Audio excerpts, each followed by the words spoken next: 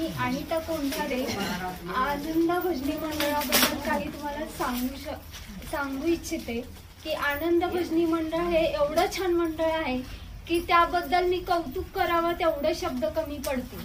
मला असं वाटतं की हे संपूच नये यांचे कार्यक्रम।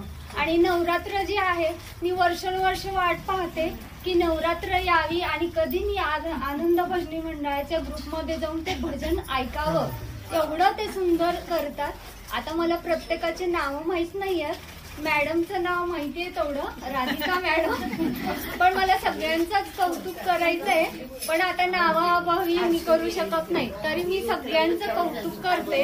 आणि असं हा क्षण आम्हाला असा वाटतो की आम्ही एखाद्या मंदिरात, हे जे घर, ज्या घरामध्ये हा कार्यक्रम होतो ते घर पावित्र्य करून जातात हे लोक।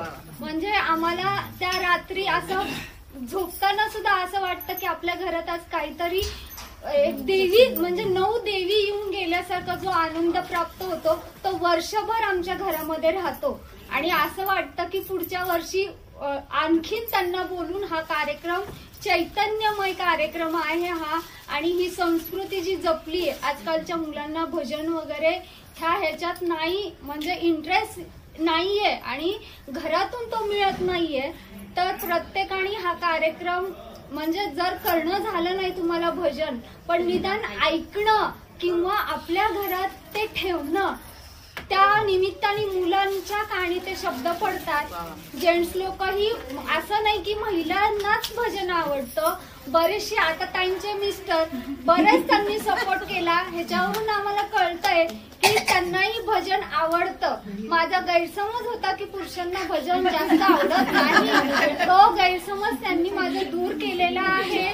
आणि आता माझ्याकडे शब्द कमी पडतायत। आणि एक मला कौतुक करायचंय संध्याताईंचं, त्यांचा एवढा गोड आवाज आहे की माझ्या कानी ते 8 दिवस गुंजलं जातं।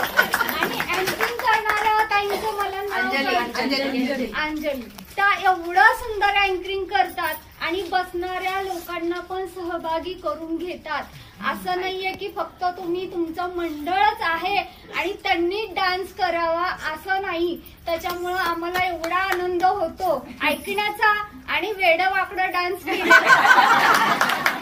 त्याबद्दल मी आभारी आहे। आणि आम्हाला ह्याच्या सहभागी केल्याबद्दल मी सगळ्यांचे मनपूर्वक आभार। आणि जे कोणी राहिले असतील, नावं अभावी राहिले ते, पण सगळ्यांचं मी कौतुक करते। आणि माझे आवडते काका, काकांचं नाव माहित नाहीये, पण त्यांचं कौतुक ऐकून आणि त्यांचं